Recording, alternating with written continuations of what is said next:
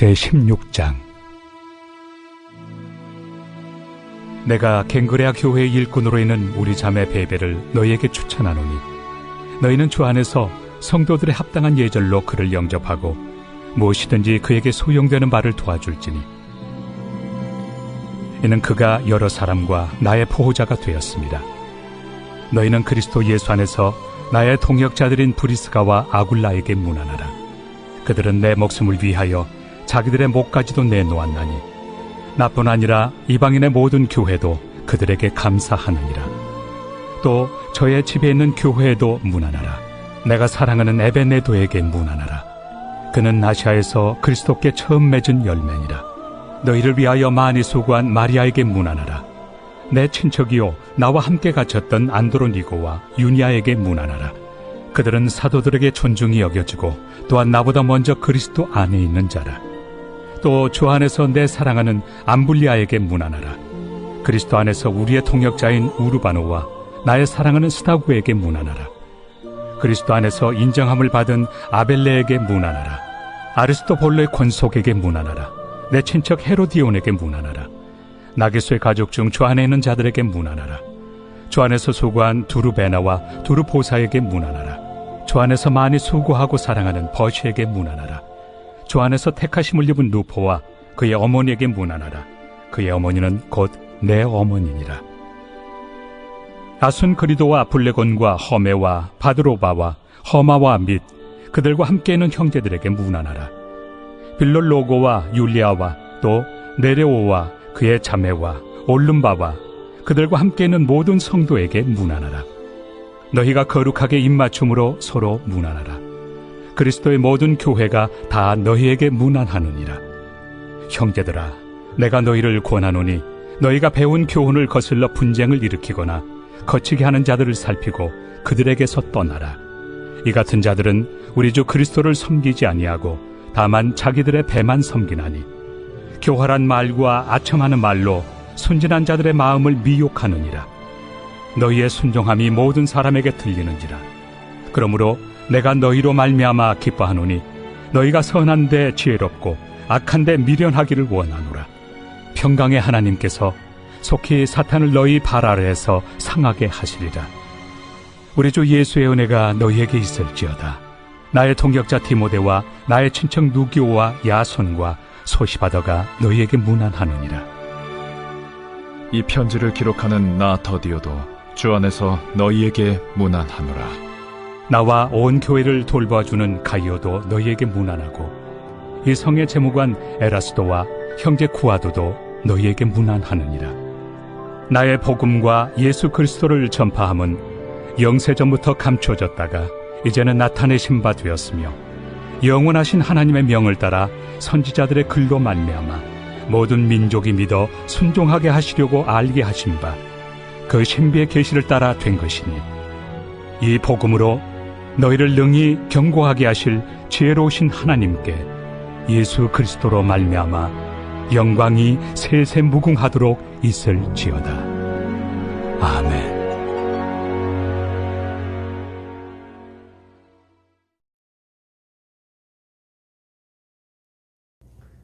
코로나 시기를 지나면서 우리가 가장 하기 어려워진 것 중에 하나가 함께 모이는 것입니다. 그런 점에서 로마서 16장 말씀을 읽으면서 다시 마음이 뜨거워지는 것은 모이기 힘들고 만나기 어려운 때에 서로가 문안하라 라고 하는 이 고백이 얼마나 그립고 또 얼마나 아름다운 고백인지 새삼 느껴지기도 합니다. 또 문안하라 라고 하는 표현도 나오는데 이 문안하다 라고 하는 표현 자체가 원래 갖고 있는 의미는 포옹하다라는 뜻입니다. 서로 비대면을 권장하는 지금의 때에 서로 함께 찾아가 문안해서 신방하고 함께 서로를 부둥켜 안고 또 서로의 사랑을 확인하고 또 16절에 보면 거룩한 입맞춤으로 라고 하는 표현도 나오는데 이건 역시 실제적인 성도들 간의 친밀한 인사의 표현으로 이런 거룩한 입맞춤을 말하기도 합니다.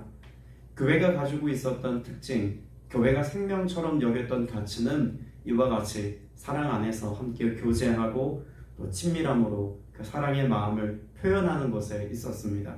그러나 이것이 어려워진 지금의 때에 오늘 우리가 간절히 기도하는 것은 비단 코로나라고 하는 지금의 이 상황과 형편으로부터 탈피하고 벗어나고 극복하는 것만이 아니라 하나님 이 시기가 얼마가 진행되어질지 우리가 알지 못하지만 하나님 이때 교회가 가지고 있었던 소중한 영적인 가치들이 퇴색되지 않게 하시고 또 그 안에서 하나님이 우리에게 애초에 주셨던 교회 공동체의 아름다운 모습들을 잘 지켜나가고 계승할 수 있도록 은혜 달라는 기도가 우리에게 또한 필요할 줄로 믿습니다. 그런 점에서 보면 로마서 16장에 기록된 말씀은 단지 로마서를 끝내기 위한 편지의 끝맺음을 위한 인사말 정도로만 기록된 것은 분명 아님을 알 수 있습니다. 많은 사람들의 이름이 언급되어져 있고 인사말과 문안으로 끝맺음하고 있는 듯 하지만 이 인사말이 기록되어져 있는 16장 안에는 교회 공동체가 가지고 있는 중요한 가치들을 잘 보여주고 설명해주고 있다라고도 말할 수 있을 것입니다. 그러면 오늘 사도 바울이 말하고 싶었던 교회의 특징, 그 공동체로서의 모습은 과연 어떤 모습들이었을까요? 첫째는 가족 공동체의 모습이었습니다. 1절 말씀에 보면 겐그리아 교회의 일꾼이요 우리의 자매인 베베라고 소개합니다. 이 베베라고 하는 자매는 당시 이 고린도 교회, 그러니까 겐그리아 지방에 있었던 고린도 지역에 있는 교회의 일꾼이었고 중요한 리더십의 역할을 담당했던 자매처럼 보입니다. 특별히 어디에서 그것을 알 수 있냐면 겐그리아 교회 일꾼이라고 표현되어져 있는 이 일꾼이 단지 교회에서 봉사 많이 한 사람 그런 정도가 아니라 직분을 갖게 한 집사의 위치에 있는 사람을 일컬을 때 일꾼이라는 표현을 교회가 썼습니다. 그러니까 베베라고 하는 자매는 교회 안에 영적 리더십이 되어서 사도들이 하지 못하는 사역들을 감당하고 있는 중요한 위치에 있는 봉사자다라는 것을 알 수가 있죠. 그러면 이 교회 안에서 또 지체가 되어서 열심히 사역하고 있는 이 베베는 어떤 사역을 감당했는지를 2절 후반부에 더 명확하게 기록하고 있습니다. 그는 많은 사람들을 무엇했다고 말합니까? 도와주었고 나도 그에게 신세를 많이 졌다라고 사도 바울이 소개합니다. 사도행전이 시작될 때 초대교회 공동체가 막 탄생되어졌던 사도행전 2장의 모습을 보면 그들의 소유와 재산을 팔아서 필요한 지체들에게 나누어주는 모습을 기록한 것이 있습니다. 사도행전 2장 44절에 기록되어져 있는 성도가 서로를 필요를 따라 나누어 주었다. 여러분 이것은 단지 구제했다 라고 하는 정도로만 이해해서는 안 됩니다. 여러분 유대인들이 가지고 있는 삶의 특징 중에 하나는 공동체성입니다. 그래서 그 공동체로서 함께 운명을 같이 해가는 모습이 있죠. 다시 한번 뒤에 설명하겠습니다만 가족이라고 하는 단위, 여러분 이것은 그들의 삶에 있어서 영적인 공동체를 이루는 최소 단위였습니다. 그런데 교회라고 하는 상황을 놓고 이해할 때 사도 바울은 그렇게 가족이 서로가 사랑 안에서 그 어떤 상황과 형편에서도 서로를 포기하지 않는 관계인 것처럼 지금 함께 모여서 교회를 이루고 있는 지체들의 필요를 따라 나누어주는 가족이 되어져 가는 것, 내 모든 것들을 기꺼이 나누어주고 베풀고 섬기는 것이 하나도 아깝지 않은 상태가 되어지는 것, 이런 것들을 지금 전제로 교회 공동체를 설명하고 있습니다. 애초에 사도 바울도 로마서를 기록하면서 이와 같은 상태에 관해서 여러 번 강조하고 있습니다. 로마서 13장 8절에 보면 서로 사랑하는 것 외에는 아무에게도 빚지지 말라고 말합니다. 여기 서로 사랑하는 것이라고 말할 때 서로 사랑은 가족 안에서 가족이 서로가 서로를 위하고 아끼고 용납했던 것처럼 그런 서로의 사랑의 모습이 어떤 대가와는 상관없이 지불되어지는 것을 의미하는 서로 사랑을 이야기하고 있습니다. 15장 7절에서도 이렇게 고백을 합니다. 그러므로 그리스도께서 하나님의 영광을 드러내시려고 여러분을 받으신 것과 같이 여러분도 서로 받아들이십시오. 뭘로 받아들이라는 겁니까? 가족으로 받아들이라는 것입니다. 하나님 아버지의 자녀로 유대인이나 이방인이나 동일하게 이제는 예수 그리스도를 통해서 하나님 나라 공동체 안에 예수 그리스도를 통한 가족되어짐의 은혜가 허락되었다는 것입니다. 때문에 오늘 저와 여러분이 교회라고 하는 공동체로서의 모습을 떠올릴 때 당시 사도 바울이 말했던 교회 공동체는 그렇게 이스라엘 백성들이 한 핏줄, 한 가족으로서의 공동체성을 갖고 있었던 것처럼 예수 그리스도를 통해서 하나님 아버지, 예수 그리스도를 통해서 하나님을 아버지라고 부르게 된 유대인이나 이방인이나 모든 사람들이 다 한 가족이 되었다라고 하는 사실을 강조하고 있음을 보아야 합니다. 자, 그러면 오늘날의 때에 우리가 교회가 되어서 교회 공동체 안에 함께 모여 살아가면서 이런 가족됨의 모습을 회복하고 살아가고 있는지를 잘 생각해보고 떠올려 보아야 합니다.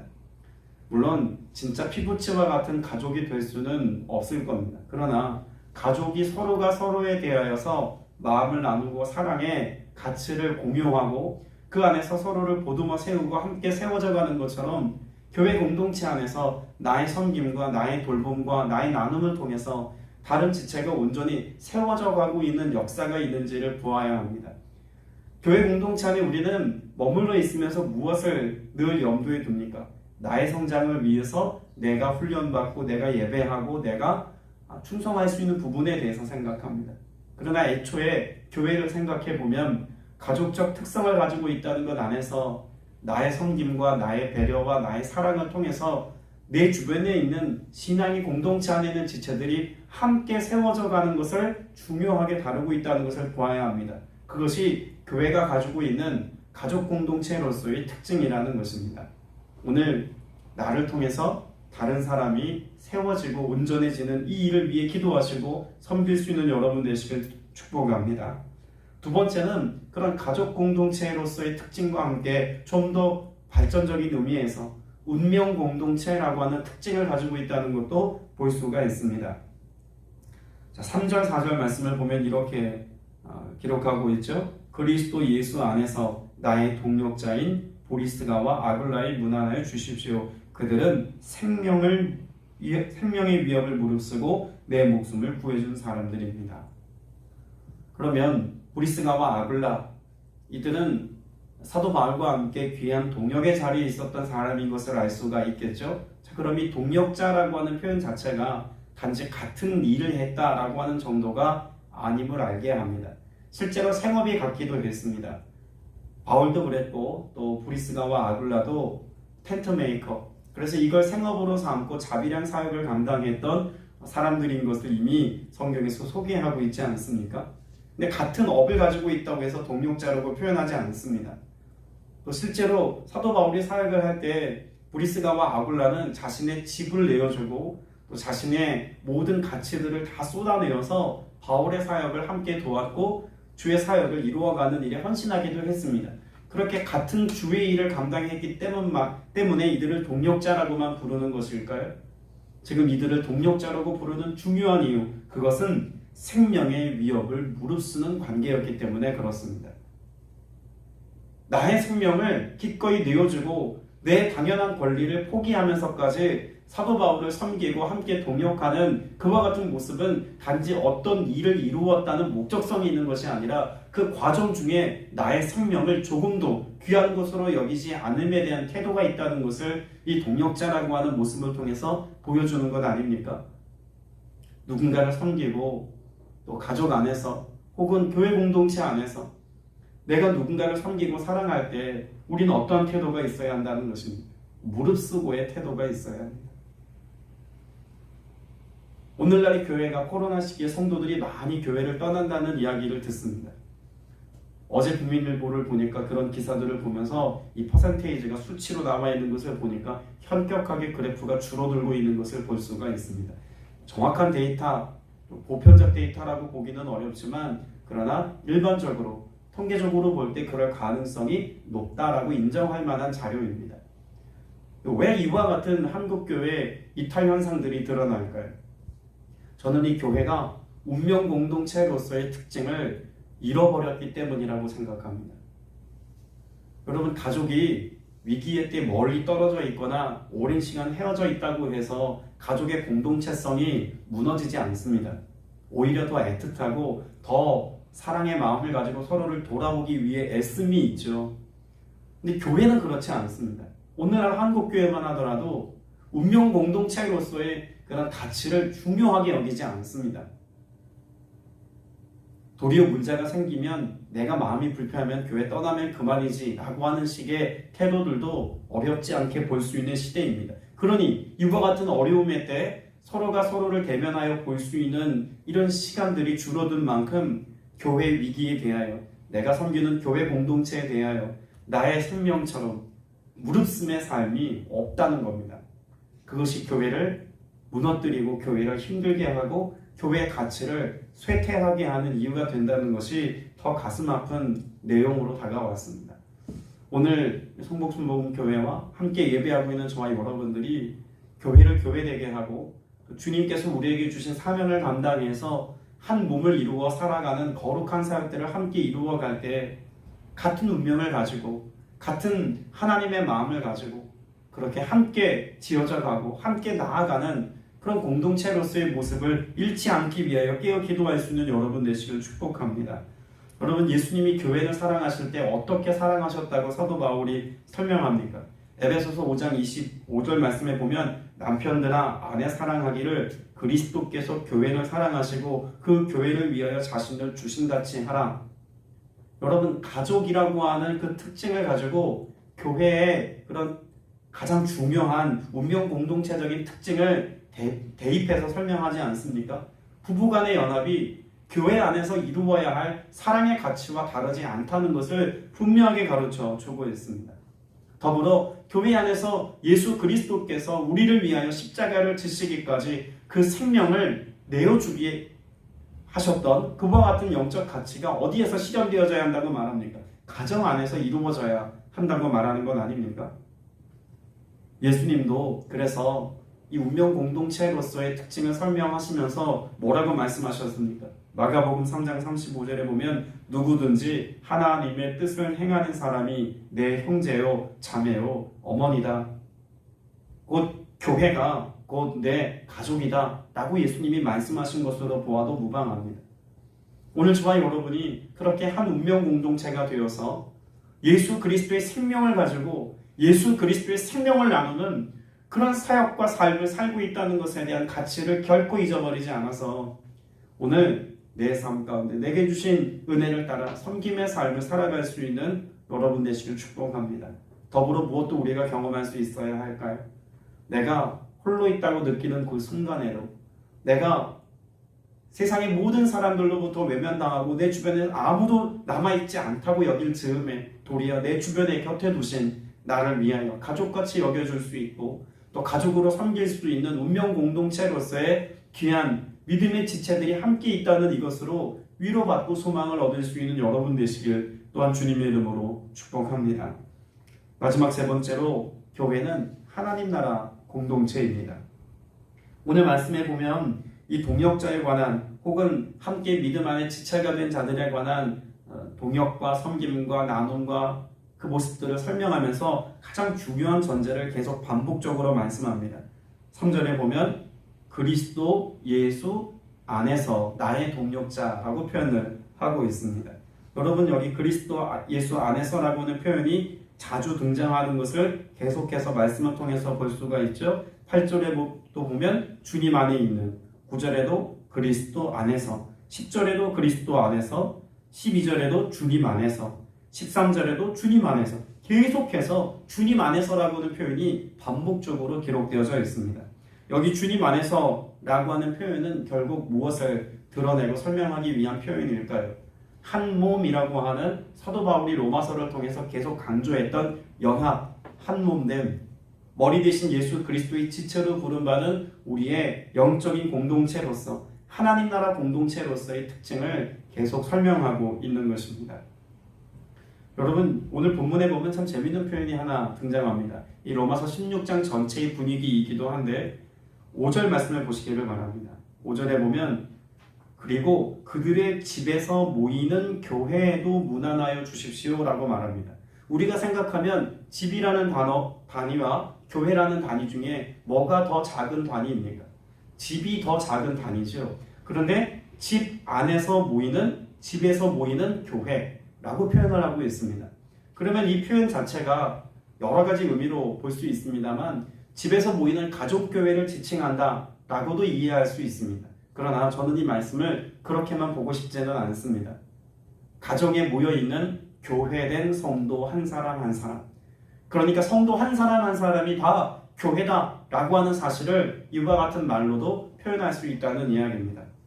그러면 오늘 하나님 나라 공동체를 설명하고 있는 사도 바울은 무엇보다도 우리 한 사람 한 사람이 교회가 되어 살아가는 것, 그래서 교회가 연합하여서 그리스도의 몸을 이루는 것, 이것이 얼마나 중요한 가치인지를 이 동역자된 성도들의 이름을 소개하면서 표현하고 있다고도 말할 수 있을 것입니다.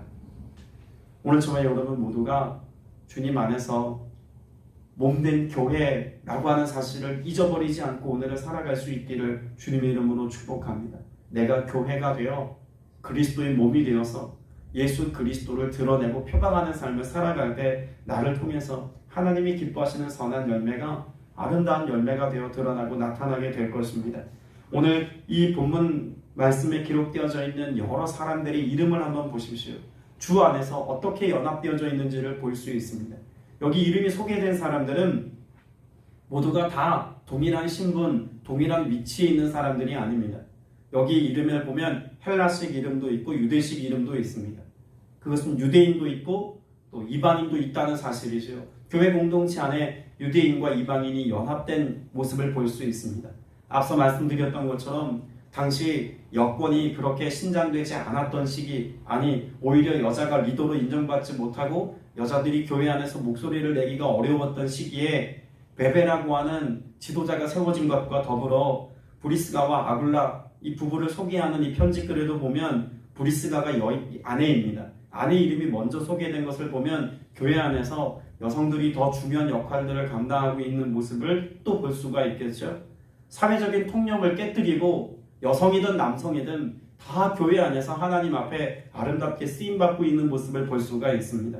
또 본문에 기록되어져 있는 내용을 보면 이 이름에서 그들의 신분을 유추할 수 있는 사람도 있습니다. 종이 신분에 있는 사람도 있고 귀족 출신에 있는 사람도 있다는 것도 알 수가 있죠. 오늘 교회 공동체 안에는 다양한 사람들이 이렇게 함께 모여서 아름다운 연합을 이루고 있습니다. 이것이 하나님 나라입니다. 내 마음에 맞는 사람 혹은 내 뜻에 족한 사람들만 내 편으로 삼는 것은 교회가 지향해야 될 삶의 모습은 아니죠. 그런 사람들이 결국 어떤 모습을 일으킨다고 말씀하고 있습니까? 17절에 보면 배운 교훈을 거슬러서 분열을 일으킨다고 말합니다. 사도 바울은 연합을 외쳤습니다. 복음 안에 하나님을 이야기했습니다. 머리 대신 예수 그리스도 안에서 한 몸이 교회라고 가르쳤습니다. 그런데 여전히 유대인은 할례 받아야 하고 율법과 전통을 지키는 게 중요하고 여인들은 교회 안에서 목소리를 내면 안 되고 뭐 이런 이야기들을 가지고 분열과 하나님의 가치를 깨뜨리는 이들이 있다면 이런 사람들을 경계하고 멀리하라고까지 당부하고 말하고 있습니다. 이런 사람들의 특징을 18절에서는 어떤 사람들이라고까지 이야기합니까? 자기네 배를 섬기는 사람이라고까지 이야기합니다. 나를 위하는 삶. 여러분 이것이 교회 공동체가 해결해야 될 가장 중요한 그런 문제다라고 하는 것도 알 수가 있겠죠.